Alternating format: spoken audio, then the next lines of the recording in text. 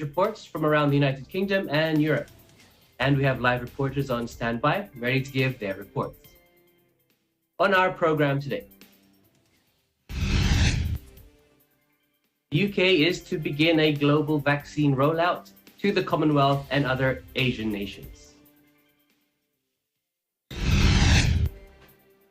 An increase in younger and unvaccinated COVID-19 patients are a worry to health workers in Strasbourg, France.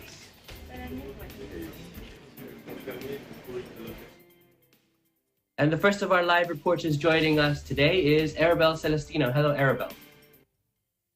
Hi, Giancarlo, and yes, today I will be reporting about the UN's cultural agency UNESCO removing Liverpool from the World Heritage List. Thank you, Arabelle.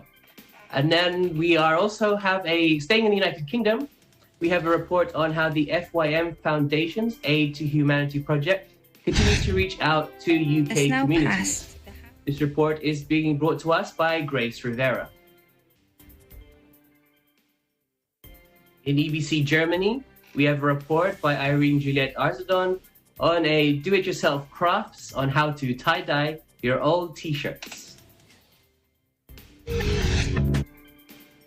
From EBC Switzerland, we have a tour of a stunning Italian lake, which is reported by Chidel Esmas.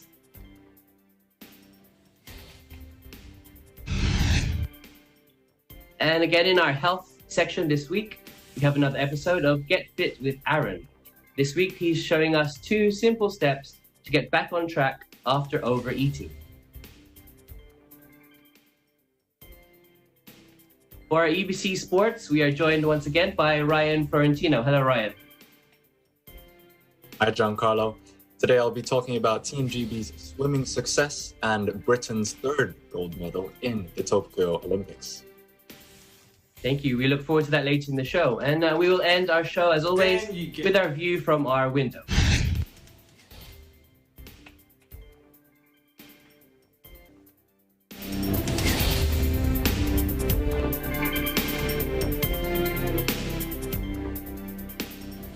Britain announced on Wednesday it would begin donating millions of coronavirus vaccine doses around the world, including the Commonwealth countries, following its pledge to provide 100 million jabs globally by next June.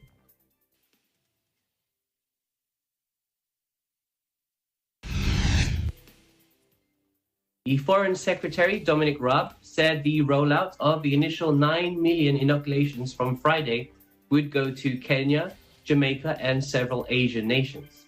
He said they will go to countries, vulnerable places like Laos and Cambodia, partners like Indonesia, Malaysia, and a range of Commonwealth countries, including Kenya and Jamaica. Britain has committed to sharing 100 million COVID-19 vaccine shots by the middle of 2022, with 30 million to be sent by the end of this year. Around 80% of the contribution is set to go to the COVAX program, which aims to ensure fair distribution of jabs, and the rest directly to individual countries. During the early stages of distribution, 5 million doses are being offered to COVAX. It will distribute them to lower income countries as an allocation system which prioritizes delivering vaccines to people who most need them. The United Kingdom Foreign Office said another 4 million doses will be shared directly with countries in need, with Indonesia to receive 600,000 doses and Jamaica sent 300,000. British Prime Minister Boris Johnson will agree to an initial offer of 817,000 doses for Kenya. Kenya and the United Kingdom are due to host a fundraising summit in London on Thursday, focused on global education efforts attended by other world leaders, businesses, charities, education, and youth representatives. Around half of the donated AstraZeneca vaccine doses will be dispatched to Nairobi this week, and Downing Street said ahead of its meeting. These commitments stem from the G7 pledges unveiled at the UK-hosted summit in June to provide at least 1 billion doses internationally through sharing and financing schemes. An increase in younger and unvaccinated COVID-19 patients are worrying health workers in Strasbourg, France.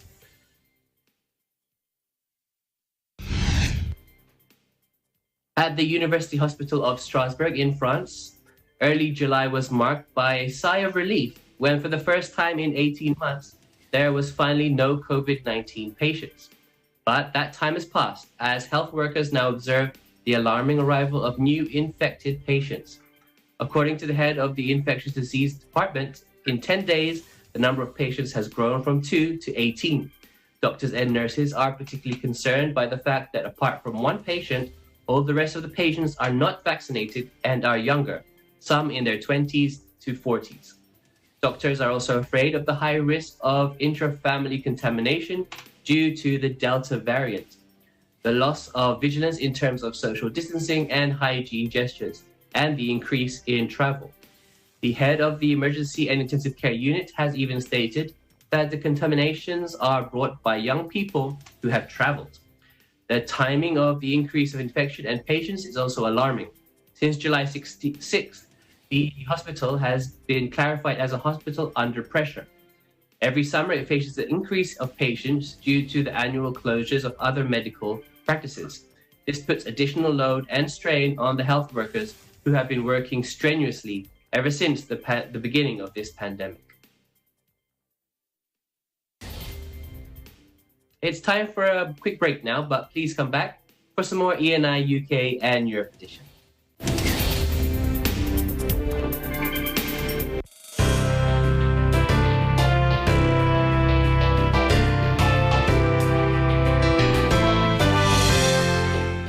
Isang mainit na pagbati sa Iglesia ni Cristo, ang pagdiriwang ng inyong 107 anibersaryo. Sa mahigit ng isang siglo, ang INC ay naging inspirasyon sa maraming Pilipino upang magpatuloy na isang lumaganap at pag-ibig, kabutihan at malasakit sa kapwa-tao sa pamamagitan ng salita ng Diyos. Sa okasyong ito, manatili sana kayong tapat sa inyong misyon maglingkod sa ating pamamayan. Maligayang anibersaryo. Mabuhay kayong lahat.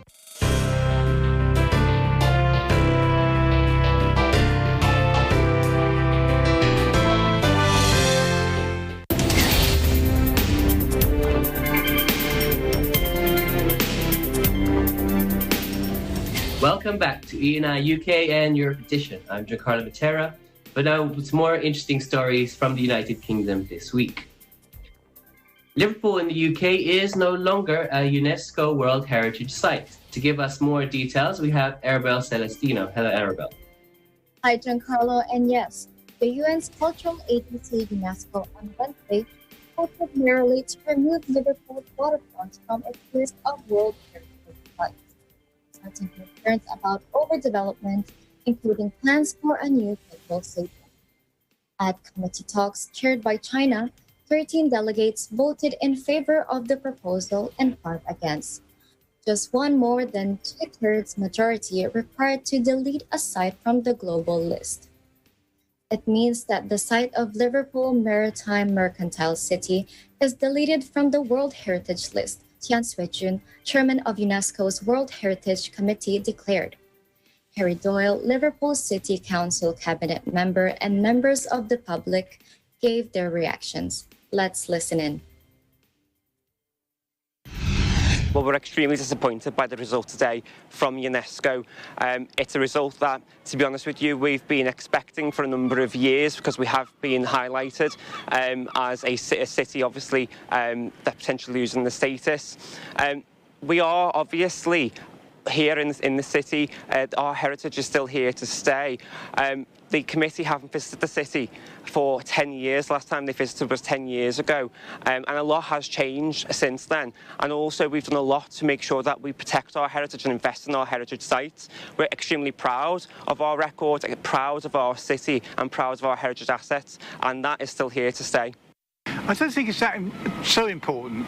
I think basically what's important is the actual history of Liverpool and where it is in the history of England. You know, so yes, people don't come here because it's UNESCO. They come here because it's where the Beatles came from, and where sort of the Titanic sailed from, and things like that.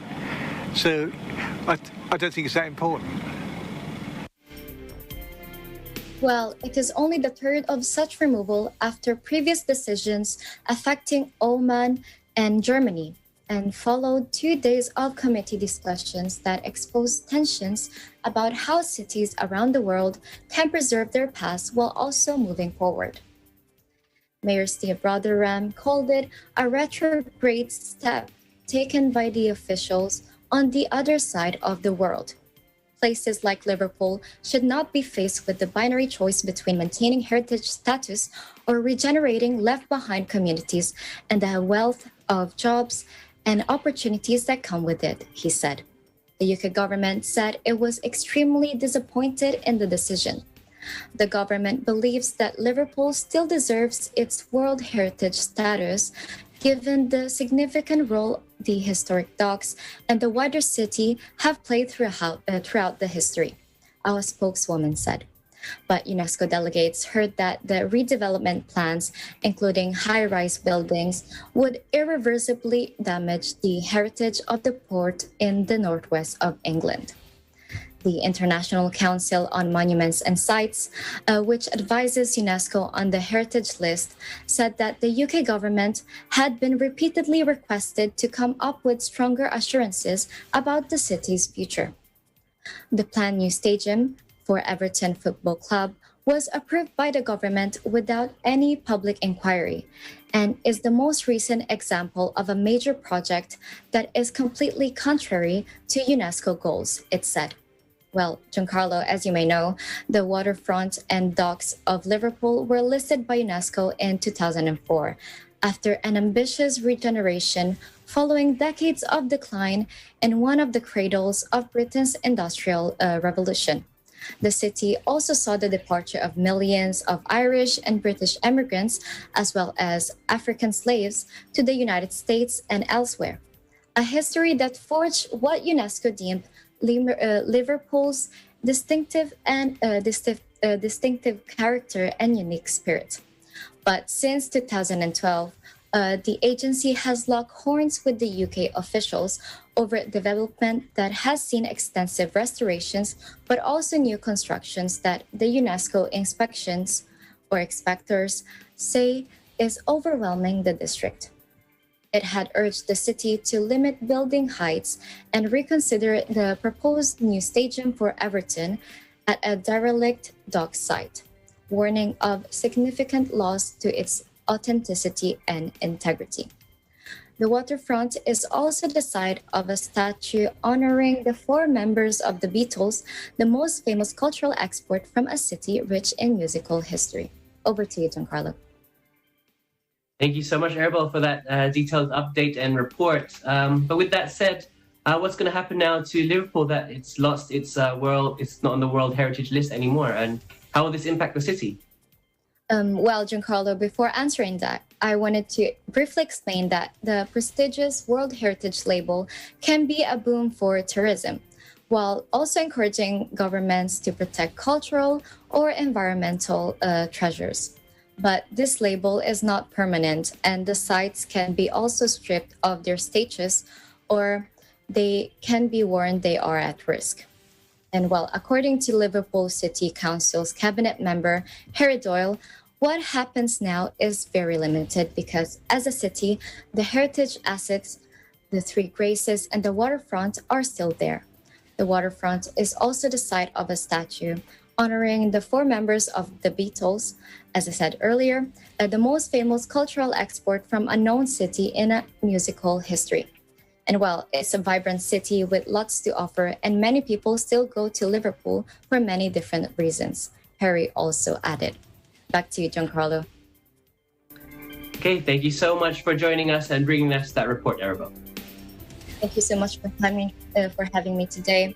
Reporting from London, United Kingdom, I'm Arabelle Celestino, and we live in interesting times. Okay, staying in the United Kingdom now, where the Iglesia ni Cristo Church of Christ has conducted an Aid to Humanity event around the United Kingdom under the FYM Foundation. We have Grace Rivera with her report. Let's watch. Has now passed the halfway mark of 2021. 16 months since the beginning of lockdown here in the United Kingdom. The unprecedented widespread of coronavirus has had significant impact across the world, with alarming concerns about our community's long-term health and financial situation. Continuing with their aid to humanity programs, the Iglesia Ni Cristo across the United Kingdom remained resilient. Despite the harsh economic conditions, its members continue to reach out, supporting communities who are in need of help. Care packages containing food items, sanitation products, and basic medicinal first aid supplies were prepared by the members of the church, who presented them to their local food banks, nursing homes, as well as personal drop-off visits to the homes of the elderly members of the community. Some of the responses received were an overwhelming expression of thankfulness. Thank you very much for your gift. It's been very much appreciated.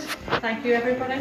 On behalf of Pierville Manor, I'd like to thank Brother Eduardo Manalo, Executive Minister in Church of Christ. And I just want to say thank you to the Church of Christ and Brother Eduardo. On behalf of all my staff, we really want to thank you, Brother Eduardo, Executive Minister of the Church of Christ. Hi, I'd like to say thanks to the Church of Christ and Brother Eduardo Manalo. And we very much appreciate all you have done, really, and it's certainly an excellent message to befriend other people in these times in particular. And we are very happy that you're in our community, and it's lovely to see new people in our community. Thank you, Brother Eduardo V. Manalo, Executive Minister of the Church of Christ. Thank you, Brother Eduardo V. Manalo, Executive Minister of the Church of Christ. We've received the masks. Just want to say a big thank you for you and your church and the support you've given to us at Priscilla Wakefield House Nursing Home in London. We truly appreciate all the efforts that's made, and we thank you from all of us. Thank you, thank you. It doesn't take much to lift someone's spirits. Small acts of compassion is often all it takes to connect with one another. I'm Grace Rivera for Eagle News, United Kingdom. We live in interesting times. Thank you, Grace, for bringing us this story. It's time for another break now, but please come back for some more ENI UK and Europe edition.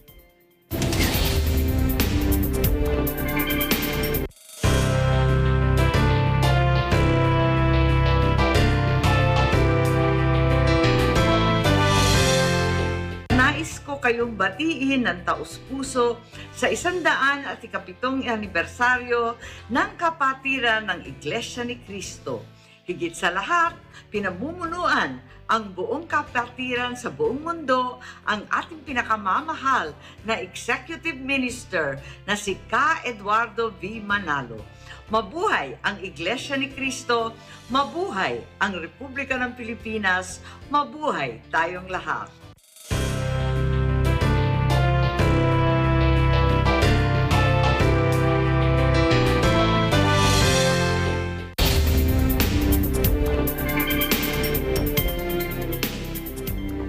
Welcome back to ENI UK and Europe edition. Now for some more interesting stories from around Europe this week. To give us tips on how to customize and give a new life to our old t-shirts, let's hear from Irene Juliette Arzadon from our EBC Germany Bureau in Dortmund. Let's watch.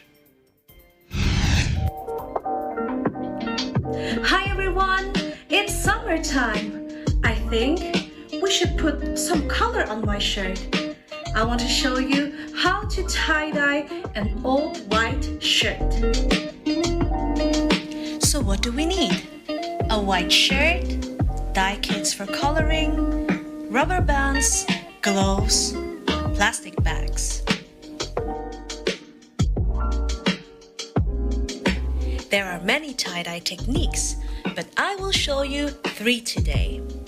Crumble, stripes, and spiral technique.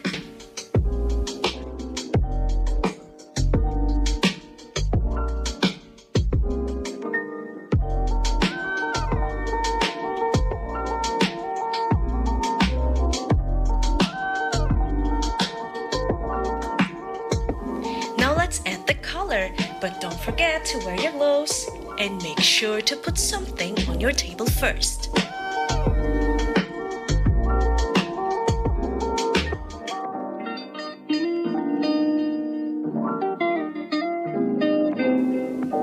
When you're done, put all your shirts into a plastic bag for 3 hours.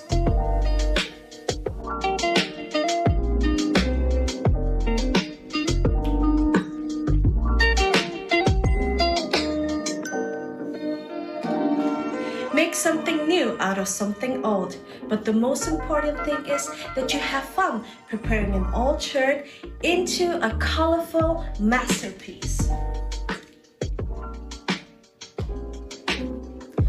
From Dortmund, I'm Irene Juliet Arsadon, reporting for EBC Bureau Germany, and we live in interesting times. Thank you, Irene, for those lovely tips. Now we go to the north of Italy for a tour of Lake Bras. With report has been brought to us by Chidel Esmas, who takes us there. Let's take a look.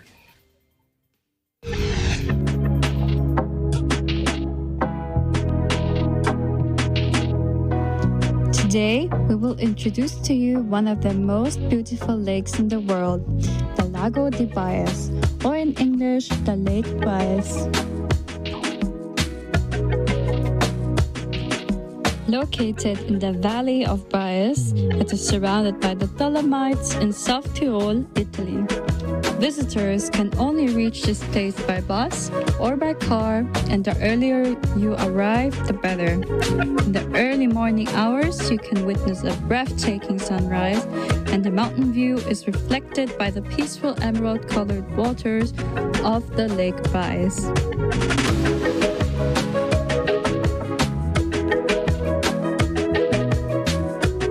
The most popular activity during the day are the traditional rowing boats, which have been present there for over 100 years. Tourists can rent them from 30 minutes up to 1 hour. If you prefer a route by foot, you can enjoy a 4-kilometer-long walk around the lake. The Lago di Baez is a UNESCO World Heritage Site, and due to its increasing popularity, has been also named as the Pearl of the Dolomites. So when will you visit the Lake Baez? My name is Chidel Esmas, and we live in interesting times.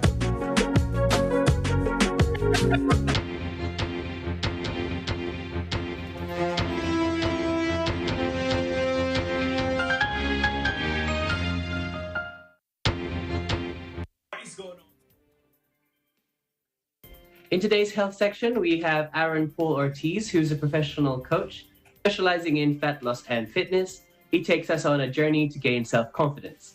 And today, he gives us 2 simple steps to get us back on track after overeating. Let's watch this episode. What is going on, Aaron here. Today we'll be going through the 2 simple steps that you can do when you overeat. So have you done this before? You've decided that you're finally going to take action so that you can lose the weight that you've been wanting to lose, so that you can finally fit into the jeans that you've been wanting to fit into. So you decide to start with your nutrition, start eating quality foods, and also with the right amount of quantity. And also you've started to do the exercises that you're meant to do. The steps, you start going to the gym, but then you get the day or 2 throughout the week where you start overeating. So maybe that's you going out, or that's just you snacking throughout the day. So what do you do at this point when you start overeating? First of all, this is something that's unavoidable if you are trying to lose fat. So if you've done this before, That is totally normal. Before we go through the 2 simple steps, I'm gonna go through first with you on what you don't want to do. What you don't want to do is just move on and actually not reflecting back at all on why you overate in the first place. Because when you do this, you're gonna just do the same mistakes week by week, and it's gonna make you frustrated. So what are the 2 simple steps? So the first one is the opposite of what we've just mentioned. Make sure that you self-reflect on why you overate. So we are reflecting back so that you don't have to do the same mistakes again for next time. When you reflect to this, you can find new ways to approach this so that you don't have to do the same mistakes week by week. For instance, if that's you getting bored at 2 p.m., that could be just you going for a walk for 15 minutes. Or maybe that's you having a better choice of snack. The point is reflecting back to what you've done so that you can do something better. The next step is the important part here, and that's taking action. Because you can self-reflect if you want day by day, but if you're not taking action and actually doing the things that you've actually decided to do, then there's no point in reflecting back. So taking action on the things that you've set for yourself is the one that's gonna make you move forward. So again, those are the 2 steps. First one is self-reflect. Second one is taking action on the changes that you're about to make. Hopefully these tips help. If you got any questions, again, give me a message on my Instagram. I'd love to help. Apart from that, keep doing what you're doing, and I'll see you soon.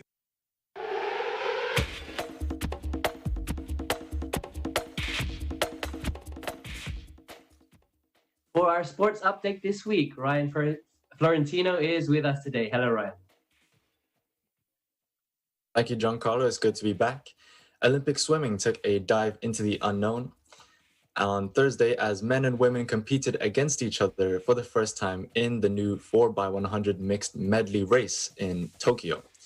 Britain, led by Adam Peaty, and world record holders China won the 2 heats in the inaugural competition, which has its final on Saturday and makes its debut in Japan as a part of a drive to boost gender equality.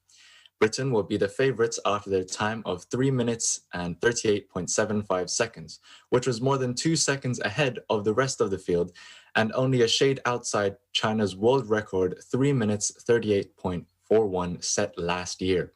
I haven't been part of many mixed relays, so it is fun to get out with the guys and girls, said Australia's Brianna Throsson.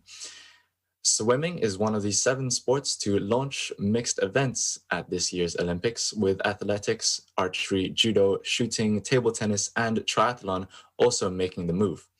The mixed medley will be familiar to elite swimmers, having already appeared at the World Championships in 2015, 2017, and 2019. Australia are the current world champions after Britain won in 2015, before the United States took the title 2 years later. It's a popular event at every championship, so for it to become to the Olympics shows what swimming can be, said Peaty. Teams are made up of 2 women and 2 men, with each with 4 swimmers allocated to one of the 4 traditional medley strokes: backstroke, breaststroke, butterfly, and freestyle. The order of the strokes must remain the same, but teams decide which athletes, male or female, swim in each, meaning the race is a tactical battle as well as a physical one. While the backstroke and butterfly were more evenly distributed in the heats, nearly all teams picked men to swim breaststroke and women for the free. Only Petra Halmai bucked the trend by swimming breaststroke for Hungary. It seems to be seen whether others are called up for the final on Saturday, with America having the option of speed demon Caleb Dressel in either the free or fly. Britain, China, America, and Australia will be joined in the final by Netherlands, Italy, the Russian Olympic Committee team, and Israel. In addition, PT went for gold on men's 100-meter breaststroke last Monday. We hope to see Team GB continue their swimming success, moving on to the finals. And now, moving on to biking. Tom Pidcock won Britain's 3rd gold medal at the Tokyo Olympics on Monday, clinching victory in the men's mountain bike race less than 2 months after being hit by a car in training. But the 21-year-old completed an impressive turnaround to win gold in Japan and become the youngest Olympic mountain bike champion in history. He held off Switzerland's world number one, Matthias Flueckiger, to win by 20 seconds, with Spaniard David Valero Serrano taking bronze.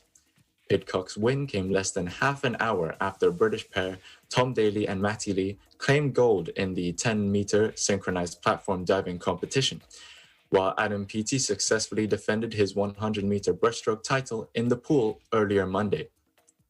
Pidcock, who represents Ineos in professional road cycling, started slowly but gradually picked off his rivals before attacking halfway into the course. Race favorite and multiple discipline star Matteo van der Poel crashed on one of the first of 7 laps and retired with 2 laps remaining. Dutchman Van der Poel, the grandson of French cycling great Raymond Poulidor, held the Tour de France yellow jersey before quitting the race early this month to focus on his Olympic preparations. For the women's race, it will take place on Tuesday. Another great victory for Team GB with more events still on the way. That wraps things up for our sports segment. Back to you, Giancarlo.